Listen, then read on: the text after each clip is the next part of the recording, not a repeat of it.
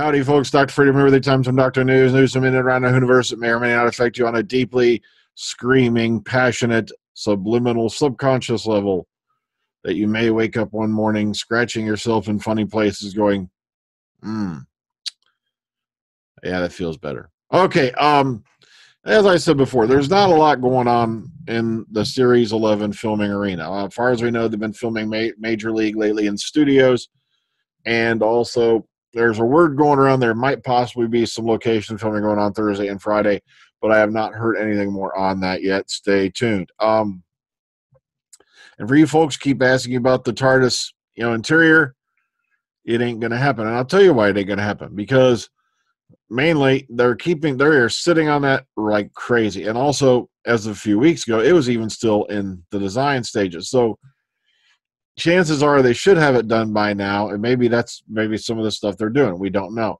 All right. Well, keep in mind, folks. Yeah, this is Dr. Freedom with you. 4,064 subscribers. Blazing our way toward 4,100 on YouTube. Approaching 1,100 on Twitter rapidly. And somewhere well over like 2,000 on Whovians Meet. I don't have the figures right here in front of me right now, but we are well into the 2,000s on Amino. And I just want to thank every one of you who have tuned in, tuned on, and tuned up for this particular podcast or vlog, whatever you want to call it, because this is not the bullshit news where I rate all the doctors. Please rate them and do a poll. And it's like, yeah, there isn't a whole lot of news going around right now, but why sit there? It's like now on the Omega Files coming up this week. Speaking of making some stuff up, I decided let's do a couple of Doctor Who related podcasts to get things back in the swing of things. I know the majority of the audience tunes in for those, and I'm really hoping you folks will start tuning in for the regular ones as well, where we go off topic and we start talking about movies and such, because we love hearing from you guys. The panel loves hearing comments and all that. So please tune in onto those, even if we're not doing Doctor Who. But this week we are pick three classic villains that you'd like to see return in Series 11 and why, and we're going to have fun with that. And then the following week there's going to be another pick three of a different type. But let's get into the news. Let's get now that I've invaded, and I've attacked the insides of your computer. Let's go take a look at what we got here. Now, remember yesterday we were talking about that interview with PCAP over on the Sunday Project on that certain site that won't let you watch it unless you live in Australia. Well, guess what? It's been uploaded to YouTube. So here is the link sent to me by one of the users yesterday. Thank you. And now you can go watch that interview over there. It's 6.5 minutes long. PCAP even does a little bit of a Malcolm Tucker deal on there. Please go watch it. Link will be below in the description box so you can go find it. Moving on. Also, the other big news, I can't believe I forgot to mention this yesterday, but I did because I'm a stupid ass. On June 11th of this year, BBC Studios and Fathom Events are thrilled to bring the director's cut of one of the most popular of all Doctor Who stories, Genesis of the Daleks, to the cinemas for a special one-night event on June 11th.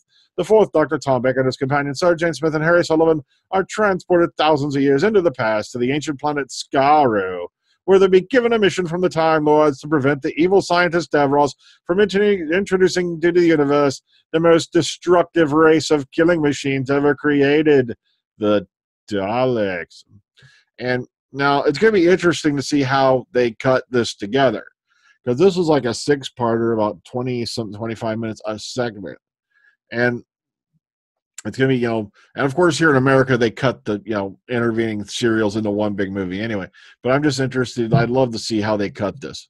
All right. So if you're, in the, if you have a Fathom, studio, check your local theaters, see if they're going to, endorse this. Matter of fact, find show times and all that, right here, and see if you can go tuned into this. So see if you can go check it out.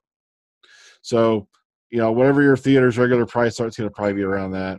See if you, see what time it's airing, go check it out, have some fun. Tune on, and hang out with the Fourth Doctor. And Davros, the early years. Okay, so matter of fact, this was the first episode that this was the episode that Davros was introduced. Originally, when the Daleks first appeared, it was a totally different story of how their origin was supposed to play out. And then this story came along and knocked its socks off. All right, moving on. Russell T Davies responds to Eccleston's Doctor Who complaints, quote unquote, "He will always be my doctor."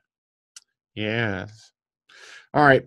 Okay, now what happened was, as you all know, Eccleston's been speaking out more and more and more over his displeasure with some of the things that took place during his reign, 1 year reign as the Doctor, while filming and whatnot. So, and they have a few of the choice quotes here. Now, it says right here, now Davies himself has responded to Eccleston's statements, telling SFX magazine he does not want to get into a tit for tat with the actor, and he's keen to keep, quote unquote, respecting and listening to him at all times. Quote, if it gets into any sort of tit for tat, then I'm having a conversation with my lead actor via the press, and that's not on, he told the magazine. What has to be remembered is when the show's being discussed in the present tense now, that I was his employer, I was his producer, I have a duty of care towards any lead actor I work with, so I have a duty of care towards Chris in that moment. He's free to say and explore whatever he wants, that's fine. This duty of care involves respecting him and listening to him at all times. That's my job, and that duty of care towards him. Oh, sorry, that's just my vaporizer fell over. Don't worry, it didn't break or anything. Okay, now that I've lost my place, that's my job, and that duty of care towards him will extend for the rest of our lives. He'll always be my doctor, and I will always be his producer. And he goes a little bit more. They go a little bit more to there, but it's kind of, it must be hard for Davies coming back and going, oh God, did Chris really say that? Is this how he really felt? All right, now speaking of that Ninth Doctor guy, this is Pete Walsh. Now, if you've ever listened to Pete Walsh do his Ninth Doctor impression, if you haven't yet, go check this out. And it just demonstrates you how talented this guy is. He's really, really good at his impression of the Ninth Doctor. And go check that out over on this article here. Matter of fact, scroll down, see, there it is.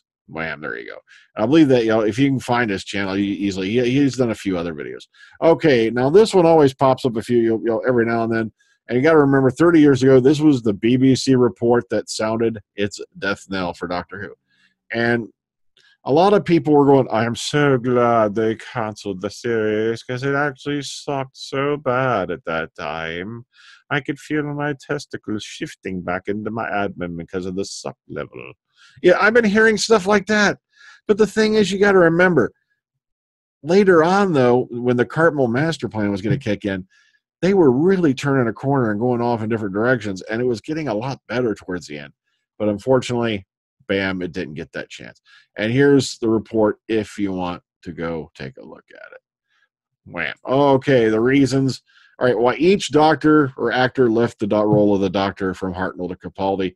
And it's just a cute little thing if you're into trivia, yada, yada, yada.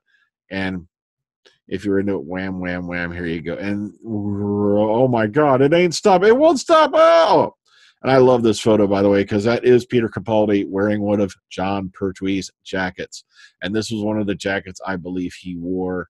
Oh, heck, I think it was Planet of the Spiders. I'm not sure. But he did actually wear, or wait, it was his Planet. It was one of the Pertwee episodes. He actually wore this jacket. So you look at him, he's like a kid in a candy store. So it goes a little bit into that. The thing is, though, I don't think we're ever going to really find out. I still have this strong twinkle that Peter was forced out. I really do. I don't think he wanted to leave. I think this whole thing's just, he's trying to be polite and respectful when everybody asks him, and go into why he left. And that's how Peter is. He's a class act. So he's not going to drag them through the mud or anything. But I still think they sat down and went, Peter, we've been looking at the audience figures, and if we don't change something soon, the show's going to go under. And basically, you're going to have to fall on your sword. And I think that's how it went. I really do. I think they hosed him. But that's just my personal opinion. That's speculation just based off observations I've made. So, don't go too crazy with that. Also, there's going to be a photo up everywhere. I found these really cool stickers over on eBay, and I stuck one on my car because, oh God, this thing was so cool. Now, as you all know, I traded in Lala and Sarah for a BMW X1. And what happened was, it was just the deal of the century. I couldn't pass it up. Plus, the Jaguar's insurance costs were going up because it was getting older. And also, sooner or later, like I found out, there was a good chance the one sensor was going to fail. And that sensor would have cost me alone $1,800 to fix. And that's probably not even including the fact they'd have to send the car back to Jaguar, which is in Dayton, about an hour and a half, south of here just to get it done. So, okay, but here, speaking of that, but I'm here. I love this. This was so cool. I found this on eBay, and that's it on Jody out in the driveway. So I couldn't pass that up, and it looks so cool, especially with the shade of blue that Jody is. Wham. Okay, so now that I've done tooted my horn, I'm getting the hell out of here. So everybody take care. Now, someone is also commenting about the new logo, and like I said, I told them it was not a decision I made lightly.